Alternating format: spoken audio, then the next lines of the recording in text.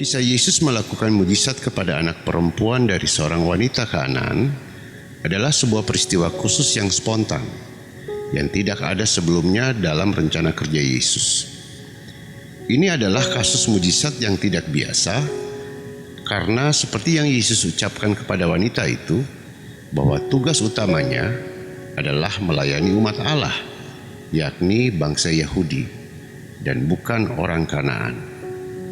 Kita tahu bahwa orang Kanaan itu punya dewanya sendiri dan mereka bukanlah umat Allah. Inilah tantangan pertama yang dihadapi sang wanita Kanaan ini, bahwa ia bukan orang Yahudi yang layak mengajukan permintaan kepada Yesus. Tantangan ini boleh disebut tantangan batin karena statusnya masih terbatas di dalam hati dan pikiran. Inilah tantangan pendahuluan yang membutuhkan keteguhan hati atau niat dan tak boleh ragu-ragu. Syarat ini berhasil dipenuhi sang wanita itu ketika ia berani mencari Yesus. Lolos dari tantangan pertama, datanglah ujian kedua, yakni hambatan di lapangan. Ketika wanita itu mencari Yesus, ia berhadapan dengan fakta bahwa Yesus cuek padanya. Ayat 23 berkata, tetapi Yesus sama sekali tidak menjawabnya. Lalu murid-muridnya datang meminta kepadanya, suruhlah ia pergi, ia mengikuti kita dengan berteriak-teriak. Yesus sengaja menghiraukan permintaan wanita ini karena ia tidak ada dalam list prioritas sebagai orang yang harus ditolongnya. Jadi wajar saja kalau Yesus bersikap cuek. Yesus bukanlah dokter keliling yang ditugaskan untuk menolong semua orang pada saat yang sama. Tugas utamanya adalah menyatakan kerajaan Allah kepada orang Israel, bukan kepada orang Kanaan. Mujizat adalah alat bantu baginya untuk menyatakan kuasa Allah pada dirinya, supaya mereka percaya akan pemberitaannya. Menghadapi situasi Yesus yang cuek, wanita itu tetap tidak mundur. Sebaliknya, ia berusaha untuk bisa mendapati perhatian dan respons dari Yesus. Dan akhirnya ia berhasil. Ia berhasil mendapatkan perhatian Yesus. Namun sayangnya, respons Yesus justru menjadi tantangan ketiga, yaitu penolakan alias gagal. Tantangan ketiga adalah ketika Yesus dengan jelas menolak permintaan sang wanita itu, bahwa kuasa mujizatnya bukan untuk dia. Jawaban Yesus dalam ayat 24, aku diutus hanya kepada domba-domba yang hilang dari umat Israel. Inilah penolakan Yesus yang sopan kepada sang wanita itu, bahwa ia bukanlah umat Allah yang harus ditolong.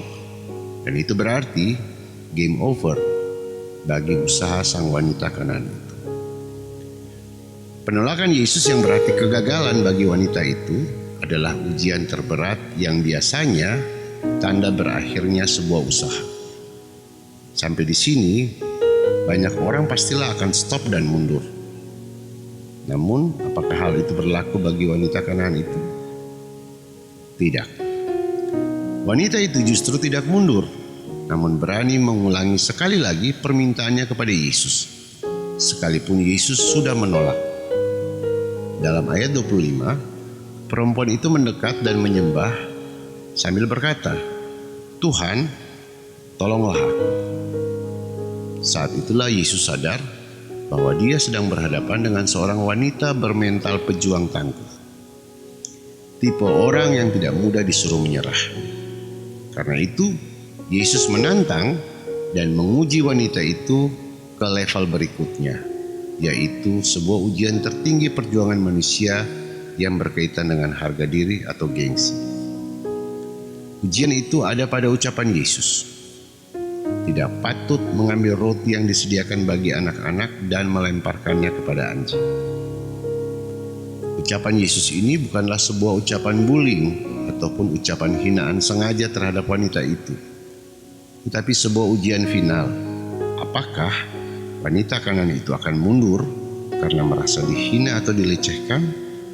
Apakah perjuangannya untuk anak perempuannya akan kandas karena hatinya yang tersinggung?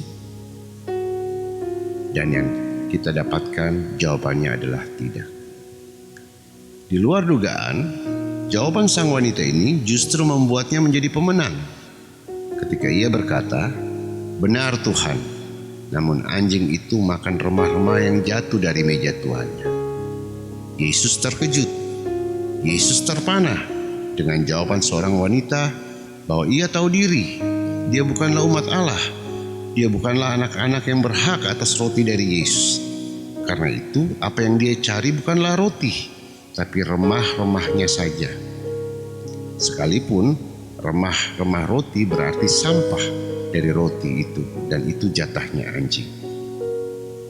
Apa sebenarnya yang membuat Yesus terkejut dan memenangkan permintaan sang wanita itu? Tak kala ia berkata, "Hai ibu, besar imanmu, maka jadilah kepadamu seperti yang kau kehendaki." Yesus kaget karena wanita itu ternyata memiliki kunci utama kasih karunia Allah yang justru menjadi inti Injil yang selama ini ia beritakan, yaitu percaya 100% kepada Yesus sebagai Mesias anak Allah. Sekalipun cuman dia mendapat remah rotinya saja. Itulah iman. Yesus terpanah dengan ketahanan iman sang ibu Kanaan itu melewati 4 ujian hidup yang tak mudah. Dan kisah ini bukanlah persoalan kesembuhan semata, tapi soal perjuangan iman. Jemaat yang dikasihi Kristus, dari kisah wanita Kanaan ini kita belajar ada 4 ujian atau 4 tantangan yang secara berurutan muncul ketika orang berjuang meminta perhatian Allah akan masalahnya. 4 tahapan ujian ini kita sebut ujian iman. Itu adalah ujian hati, ujian dicuekin atau nggak beruntung, ujian penolakan atau gagal, dan terakhir adalah ujian merendahkan diri. Ujian pertama adalah soal keteguhan hati atau niat untuk percaya. Apakah jawaban masalah kita ada pada kuasa dan anugerah Tuhan? Inilah start sebuah pergumulan. Apakah kita benar-benar percaya sepenuh hati atau hanya sekedar percaya saja pada pertolongan Tuhan? Disinilah bara api perjuangan dimulai. Apakah yang kita rasakan dan pikirkan tentang Tuhan sebagai penolong menentukan sekuat apa daya tahan iman kita? Ujian pertama ini dimulai dari pertanyaan yes or no. Apakah kita yakin Allah mau menolong kita? Apakah kita yakin Tuhan bisa menjawab problem kita? Apakah kita siap tahan banting memikul salib untuk mendapat perhatian Allah? Ujian kedua atau ujian hidup.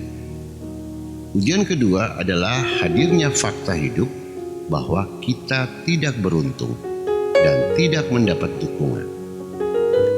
Ketika banyak kesulitan datang, banyak kendala datang, bahkan kesialan yang terjadi, biasanya orang mulai bimbang. Apakah benar Tuhan akan menolongnya? Terkadang kita sudah berdoa semalam suntuk, sudah beribadah dengan setia, sudah hidup dengan benar sesuai perintah Tuhan. Namun tanda-tanda mujizat dan keberuntungan itu seolah tidak berpihak kepada kita. Kita merasa seperti dicuekin Tuhan, dijauhi, bahkan terasing dari keberuntungan.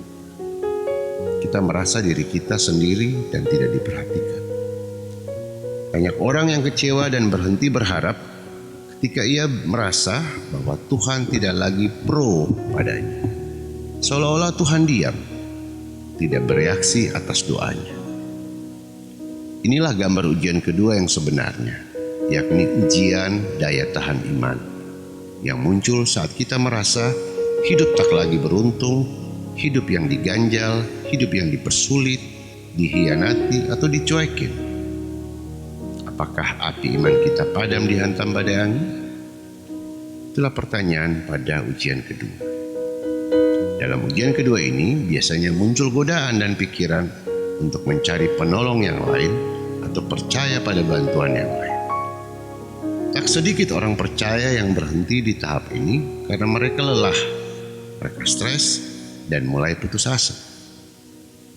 Saat wanita Kanaan itu dicuekin Yesus, ia tidak diam, namun terus berteriak dan minta perhatian Yesus. Kita pun tidak boleh diam atau statis.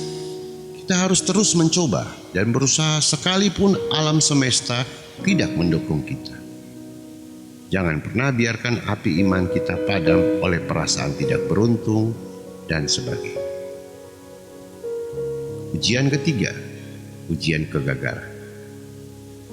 Ujian ketiga adalah puncak dari ujian kedua, yaitu ketika semua kejadian dan semua peristiwa yang tidak beruntung memuncak dan berakhir pada vonis kamu gagal. Berakhir pada vonis kegagalan atau game over. Momen kegagalan selalu dianggap sebagai akhir dari sebuah usaha dengan tafsir rohaninya, yakni Tuhan tidak berkenan atau Tuhan menolak doa kita. Kalau sudah sampai begitu, biasanya 99% orang pastilah berhenti sampai di sini dan tak lagi menaruh harapan untuk bisa mendapat roti kehidupan itu, karena mereka merasa sudah gagal, bahwa Tuhan tidak berkenan atas permintaan mereka. Hanya 1% orang beriman yang masih yakin bahwa kegagalan bukanlah game over, namun masih ada kelanjutannya. Wanita Kanaan ini tidak menganggap penolakan Yesus bahwa ia bukan orang Yahudi sebagai kegagalan. Ia yakin bahwa Yesus pasti mau menolongnya. Faktor keteguhan hati atau iman wanita Kanaan inilah yang kemudian mengubah status game over menjadi to be continued. Karena itulah Yesus membawanya ke puncak Golgota untuk ujian terakhir.